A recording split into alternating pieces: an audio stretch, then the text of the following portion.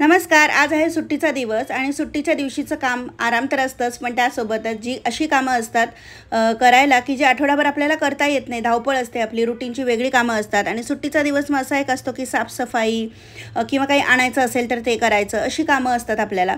तर गहू संपलेला होता आजचा आणि आमचं पीठसुद्धा संपलेलं होतं. म्हटलं चला गहू आणूयात. तर मार्केटमध्ये आम्ही गेलो आणि धान्यांची जी दुकानं असतात मोठी मोठी, तिथून आम्ही गहू आणलेला आहे. गव्हाचे 2 पोते आणले. तर MP शुअर हा गहू आणलेला आहे आणि ह्या गव्हाच्या पोळ्या गार झाल्यावर म्हणजे जेव्हा थंड होतात तेव्हा पण सॉफ्टच राहतात, म्हणून आम्ही हाच गहू वापरतो. चांगला गहू आहे. तर 30-30 किलोच्या 2 अशा असे हे गव्हाचे पोते आहेत. तर आपण फक्त त्यांना ऑर्डर द्यायची आणि मग पैसे वगैरे पे केले की त्यांचाच माणूस घरी आपण जेव्हा सांगू तेव्हा डिलेवर करून देतो, म्हणजे मग एवढं जड आणायची आपल्याला गरज पडत नाही. तर आमच्याकडे घरघंटीचं आहे, जी गिरणी असते छोटी ती आहे. कोरोनामध्ये कोणीच बाहेर जात नव्हतं, काहीच नव्हतं, त्यामुळे मग तेव्हाच्या वेळेस आम्ही ही घरघंटी घेतलेली होती. आता जर घरामध्ये चक्की घ्यायची तर ती कमी जागेमध्ये बसायला पाहिजे, कारण जर तिनेच मोठी जागा घेतली तर मग उपयोग काय, म्हणून मग अशी कॉम्पॅक्ट मॉडेल आम्ही घेतलं होतं. अतिशय कॉम्पॅक्ट आहे, म्हणजे 1 फूटच्या आसपास आहे ही आणि स्टीलची आहे. त्याचबरोबर हे असं पाता आहे जिथे आपल्याला गहू टाकायचे असतात. गहू तांदूळ जे पण काही तुम्हाला दळायचं आहे ते इथे घालायचं असतं.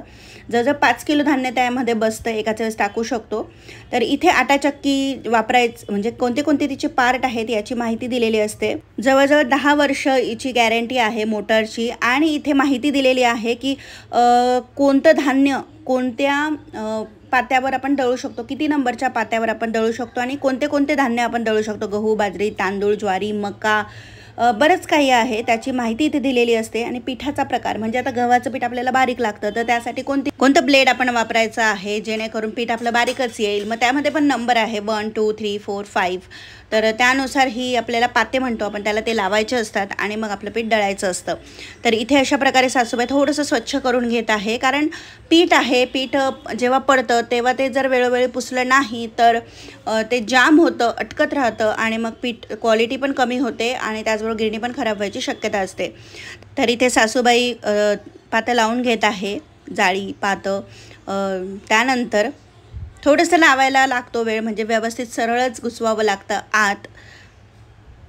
आता आम्ही इथे साधारण किती किलो दळणार आहोत आज? 8 किलो गव्हाचं दळणार आहोत आणि दळणार आहोत बेसनसुद्धा. तर बेसन जेव्हा दळतो तेव्हा दुसरी जाळी असते, कारण थोडंसं जाडसर लागतं आपल्याला बेसनचं पीठ, एकदमच चिकनं लागत नाही म्हणून. आणि हे अशा प्रकारे याची लॉकिंग सिस्टीम आहे. जेव्हा आपण त्याचं पातं लावतो त्यानंतर असं लॉक करू शकतो आणि असं बाजूला केलं की हे ओपन होतं. आणि हा डब्बा दिलेला असतो त्यांनी, 5 किलोचा डब्बा आहे आणि त्यावर अशी जाळी असते. ही म्हणजे पिठाची जाळी ही का असते, म्हणजे कव्हर, की पीठ आजूबाजूला उडू नये त्यासाठी. तर ही अशा पद्धतीने ठेवायची आणि हा डोर बंद करायचा. आणि हे जे वरचं भांडं आहे, जे पातं आहे, यामध्ये साधारण 5 किलो गहू बसतात, पण आम्ही मोस्टली 3.5 ते 4 एकाच वेळेस टाकतो. तर हे शेराच्या मापाने आई गहू काढून घेत आहे. तर जुन्या काळीसुद्धा हे जेव्हा गहू मोजायचे किंवा कोणतं पण धान्य मोजायचे तेव्हा पावशेरा, शेर हे घरामध्ये मापं ही असायचीच.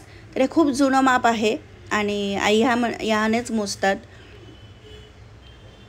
छान वाटतं अशा जुन्या वस्तू बघायला.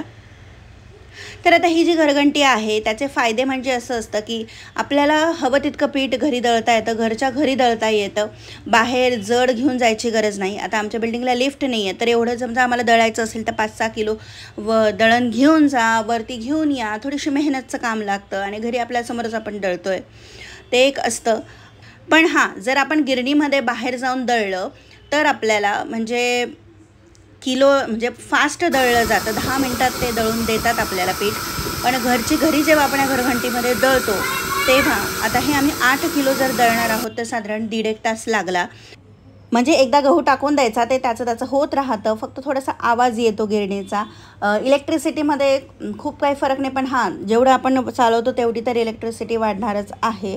आणि त्याचबरोबर अजून एक असतं की हां, थोडीशी स्वच्छता आपल्याला करावी लागते, की पीठ अटकलेलं आहे कुठे तर ते स्वच्छ करा. बाहेर थोडंसं म्हणजे नाही म्हटलं तरी पीठ आहे ते काढताना घालताना थोडंसं सांडतं वगैरे तर ते आपल्याला क्लीन करावं लागतं, बाकी काही नाही.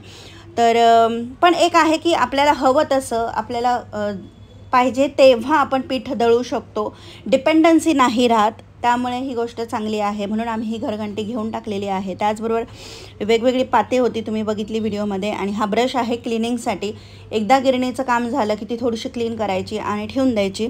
तर अशी मस्तपैकी आम्ही गिरणी आणलेली आहे आणि तिचं काम ती करत असते, आपलं काम आपण करायचं असतं. म्हणजे असं नाही की गिरणी लावून दिली की आपल्याला तिथेच उभं राहावं लागतं, नाही, लावून द्यायची, तोपर्यंत घरातली बाकीची कामं होतात आपली. स्वयंपाक असेल स्वयंपाक होतो, तर करत राहायची. हे आपलं पीठ दळून झालं की मस्तपैकी बारीक पीठ, हवं तसं पीठ फ्रेश दळून मिळतं. तर येस, उपयोगी तर पडतेच आहे. आता भरपूर आम्ही वापरतो तिला.